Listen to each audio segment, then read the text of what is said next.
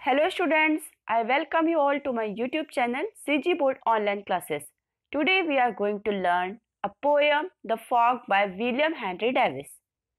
So we have completed this poem in the last video and in this video we will solve exercise. So let's start. Last video में हमने देखा poem written by William Henry Davis The Fog. The Fog का हमने explanation देखा कि कैसे poet अपना रास्ता भटक जाते हैं फॉग में और उन्हें दिक्कत होती है और उन्हें एक अननोन पर्सन जो ब्लाइंड रहता है वो उनकी हेल्प करता है घर पहुंचने में उनकी. सो अब हम सॉल्व करेंगे exercise. Understanding the text. A. Rearrange these events in the order in which they occur in the poem. So ये इवेंट्स दी गई हैं, आपको इन इवेंट्स को रीअरेंज करना है, प्रॉपरली अरेंज करना है जिस ऑर्डर में वो इस लेसन में, इस पोयम में इंसिडेंट ऑकर हुई है, घटित हुई हैं. सो अब हम देखेंगे फर्स्ट.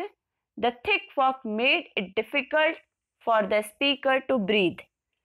जो थिक फॉग ने पोएट के लिए ये डिफिकल्ट बना दिया कि उसे ब्रीथ करने में दिक्कत हो रही थी. बट मैं तुम्हें डायरेक्टली आपको मैं यहाँ पर आंसर बता रही हूँ कि इसमें फर्स्ट क्या हो सकता है. देखिए आप देखेंगे ये 4th नंबर वाला, the thick fog descended on earth suddenly. तो सबसे पहले क्या हो जाएगा आपका 1 नंबर में ये the thick fog descended on earth suddenly. First number ये आपका. Second number is the fog was so thick that the speaker could not see anything. अब फॉग इतना थिक था कि स्पीकर उसमें से कुछ भी नहीं देख पा रहा था. Third is the thick fog made it difficult for the speaker to breathe. This one is third. Next is the speaker could not find his way home because the fog was thick. ये आपका 4th number. Next one, a man offered to lead the speaker home. 5th one, a man offered to lead the speaker to home. Next is, the speaker realized he was following a blind man. This one is 6th. And the last one is, the speaker acknowledged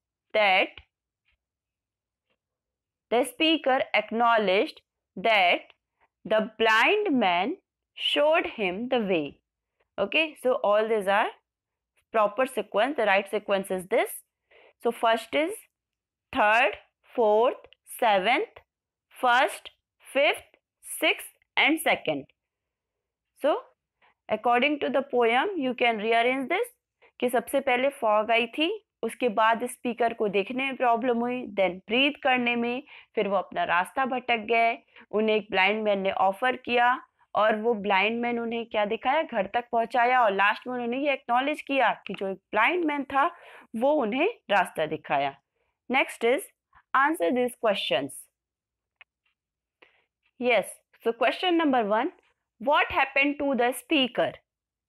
सो क्या हुआ था speaker को. Answer, the speaker was not able to see anything. He could not breathe and lost his way home because of the thick fog.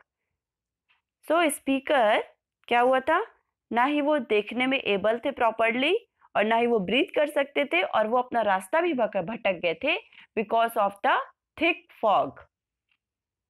Question number 2, how did the blind man find his way in the dark.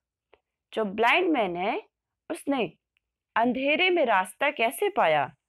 The people with डिसएबिलिटीज have extraordinary abilities and senses. सबसे पहले जो people होते हैं जिनके पास डिसएबिलिटीज होती है, कि जैसे कि वो ब्लाइंड था, उनके पास एक्स्ट्राऑर्डिनरी एबिलिटीज होती है और सेंसेस होते हैं. ठीक है, it's like God's gift to them. ये जस्ट लाइक जैसे कि उन्हें गॉड ने कोई गिफ्ट दिया है कि उन्हें एक्स्ट्रा पावर या एक्स्ट्रा एबिलिटी दी हुई है. The blind man wrapped the stones in front of him and found his way in the dark. So the answer is, listen carefully, the people with disabilities have extraordinary abilities and senses. its God gift to them. The blind man wrapped the stones in front of him and found his way in the dark. Question number 3. Identify the figure of speech used in these lines. So ये जो lines है इसमें आपको figure of speech find out करना है. हमने इस poem में 3 types के figure of speech देखे हैं, that is simile, metaphor and personification. So definitely इन तीनों में से कुछ एक होगा. और मैंने आपको पोएम को एक्सप्लेन करते समय भी समझाया था कि कहाँ आपका सिमिली है, कहाँ पर्सोनिफिकेशन है. और यदि आप इसे डिटेल में पढ़ना चाहते हैं तो सिमिली एंड पर्सोनिफिकेशन का वीडियो अवेलेबल है. आप प्लेलिस्ट पे जाके ग्रामर की प्लेलिस्ट पे उसे देख सकते हैं. So except 2 heavy eyes like balls of burning lead. So देखिए यहाँ पर वर्ड क्या है, लाइक. और मैंने आपको बताया था जहां पर भी लाइक या फिर एज ये 2 वर्ड्स आते हैं वहां पर कौन सा फिगर ऑफ स्पीच होता है, simile. So here which figure of speech, the answer is simile. So next question number 4. Pick out an instance of personification from the poem. Instance means example. Instance means example आपको find out करना है poem से जहां पर आपको कौन सा figure of speech मिल रहा हो, personification. So the answer is, it clutched my throat, I coughed. Personification means जो inanimate objects हैं वो behave कर रहे हैं person की तरह.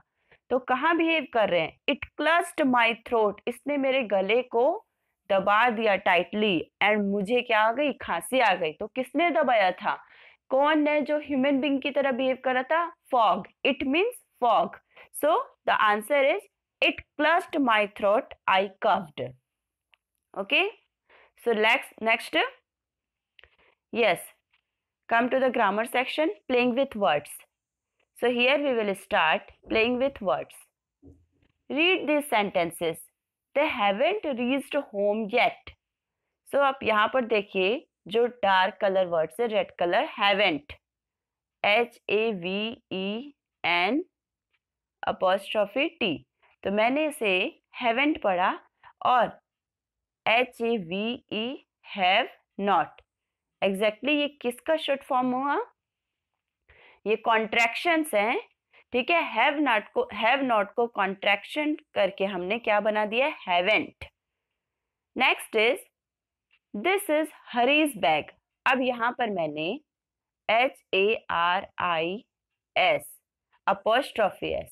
तो apostrophe मीन्स यहाँ पर जो बन गया, दिस इज हरीज बैग, यह हरी का बैग है. तो यहाँ apostrophe S लगने से ये पोजीशन बता रहा है कि वो उसका बैग है, हरी का बैग है. तो apostrophe दोनों ही वर्ड्स में हमने देखा apostrophe लगा है. ठीक है, अब हम थर्ड देखते हैं. These are the teachers' books. ये जो पुस्तकें हैं ये किसकी है, टीचर्स की है. यहाँ भी क्या है आपका, पोजीशन. सेकेंड में हरीस बैग में भी position.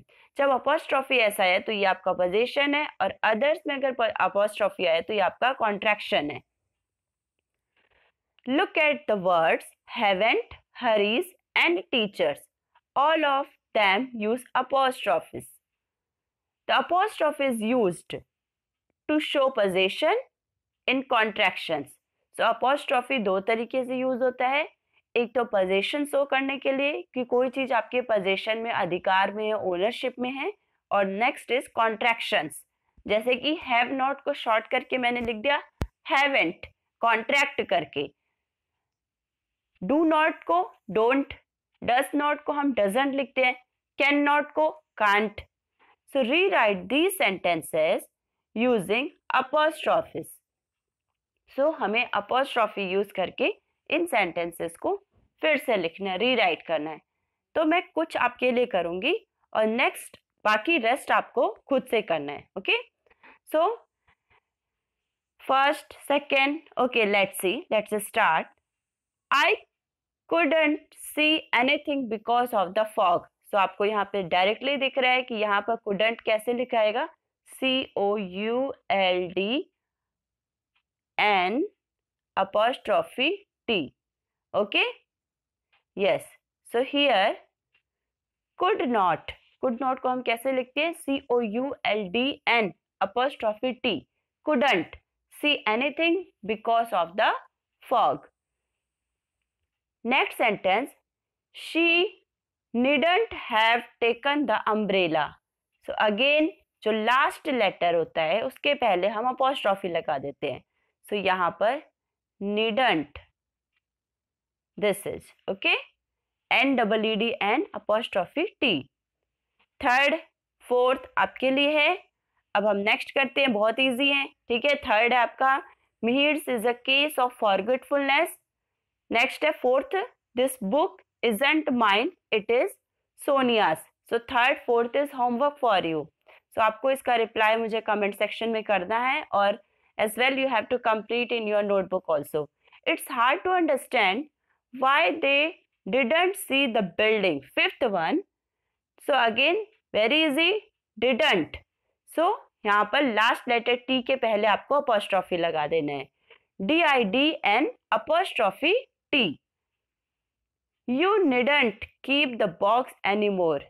It has outlived its use. So needn't, same thing. ये रहा needn't, हम ऐसे लिखते हैं अपॉस्ट्रॉफी टी के पहले आपको. ठीक है, ऊपर जो एक छोटा सा हम कॉमा लगाते हैं जिसे हम अपॉस्ट्रॉफी कहते हैं, that is your apostrophe.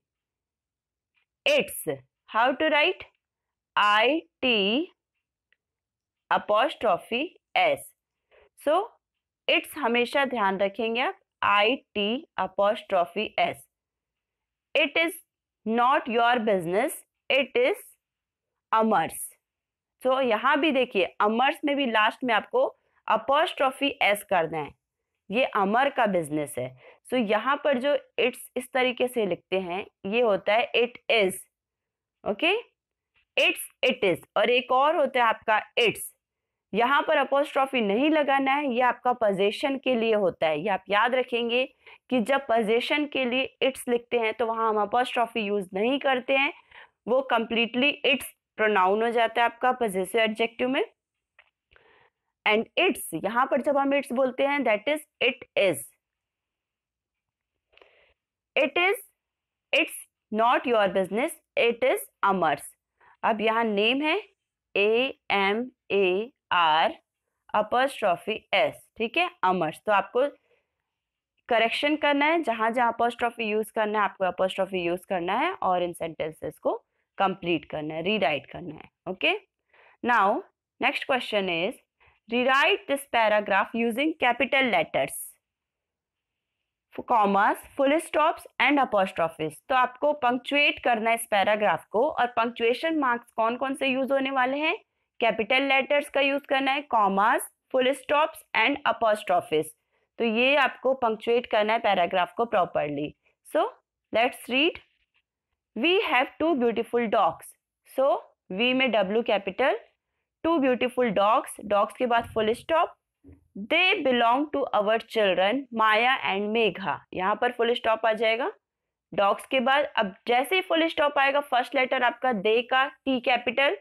They belong to our children Maya, ये आपका प्रॉपर नाउन है, Maya and Megha. So M capital. Megha's, अब यहाँ फुल स्टॉप के बाद जो मेघास है यहाँ का भी M कैपिटल, एंड यहाँ पर आएगा आपका apostrophe S. Megha's dog is 3 and Maya's, again Maya's में M कैपिटल, और मायास में जो S होगा वो अपॉस्ट्रॉफी के बाद S. ओके, अपॉस्ट्रॉफी लगाना यहाँ. Is 1.5 years old. Then full stop. They are loved by everyone because they aren't. Aren't के लिए again apostrophe. They are not badly behaved.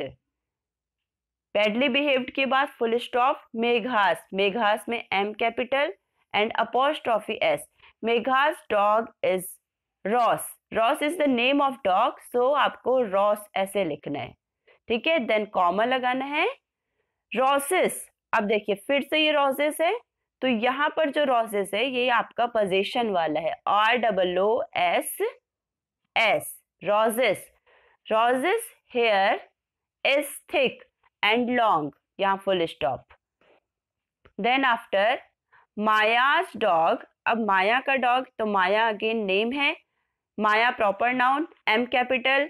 Maya's dog is Brownie, comma